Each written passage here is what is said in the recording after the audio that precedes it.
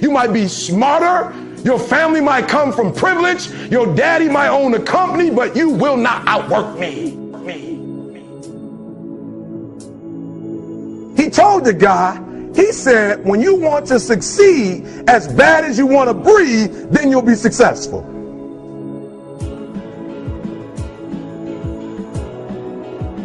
You know that one when you lose and you ain't even got no sportsmanship?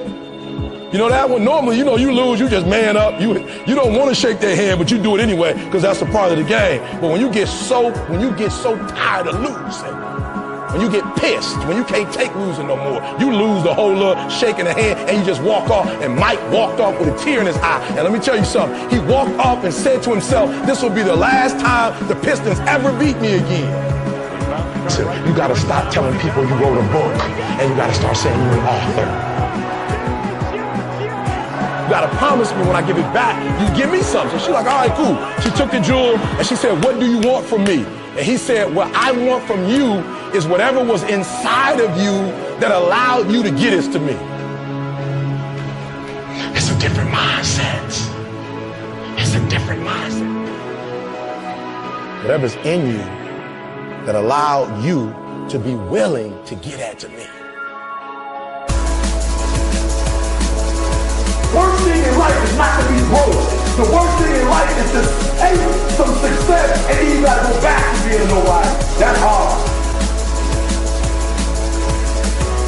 If you only have 24 hours in a day, your success is dependent upon how you use the 24. Once you understand how valuable time is, that's it. Listen to me. That's it. You get 24. I don't care if you broke, you grew up broke. I don't care if you grew up rich. I don't care if you're in college, you're not in college. You only get 24 hours. We talk about opportunities. Yeah, you right here in it. And the difference between those of you who will succeed and those of you who will fail, you're not taking advantage of your opportunities. You partying, you smoking, you drinking. You listen to me very closely. I have guys come to me all the time, E.T., what you trying to say? Something wrong with smoking weed? When you become successful, you don't ask what's wrong with something. You ask what's right with it. I'm here to tell you today, if you got somebody came to my office the other day crying, I said, look, don't cry to give up. Cry to keep going. Don't cry to quit. You already in pain. You already hurt. Get a reward from it. Don't go to sleep until you succeed. Listen to me. I'm here to tell you today that you can come here, you can jump up, you can do flips, you can be excited when we give away money.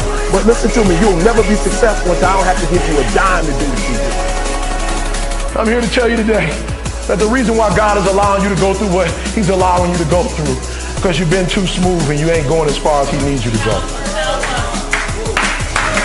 And so God is allowing you to go up the rough side of the mountain, not so He can hurt you or break you, but God's trying to change He's trying to redesign you. Get to the point where all you want to do is be successful as bad as you want to breathe, then you'll be successful. And I'm here to tell you, number one, that most of you say you want to be successful, but you don't want it bad. You just kind of want it. You don't want it badder than you want to party. You don't want it as much as you want to be cool. Most of you don't want success as much as you want to sleep. When you have something good, you don't play with it. You don't take chances with it. You don't take risks with it. When you got something good, you get every single thing you can get out of it. Because guess what? When you take care of something good, that something good takes care of you. You might be smarter. Your family might come from privilege. Your daddy might own a company, but you will not outwork me.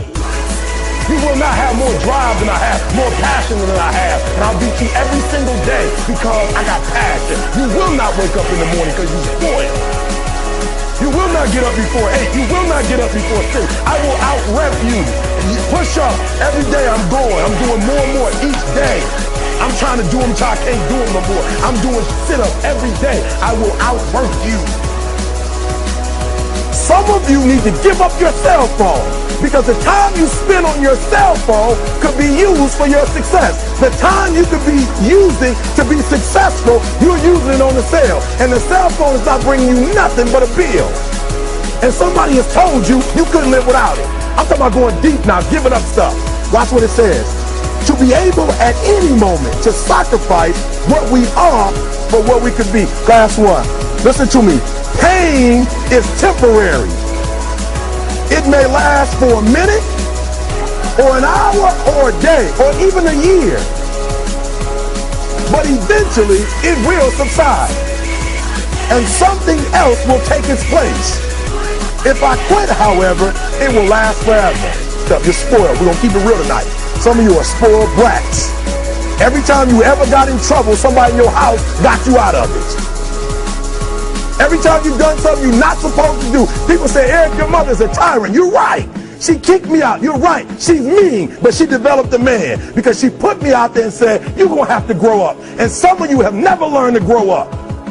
And so every time something get hard, you quit, you call mama. I dare you to take a little pain.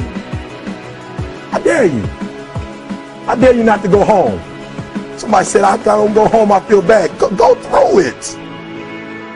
You ain't going to die. At the end of pain is success. You're not going to die because you're feeling a little pain. I'm not eating like I eat at home. That's why you're about to go to the next level, because if you keep eating like you ate at home, you'll keep being a boy or a girl. It's time to become man, woman.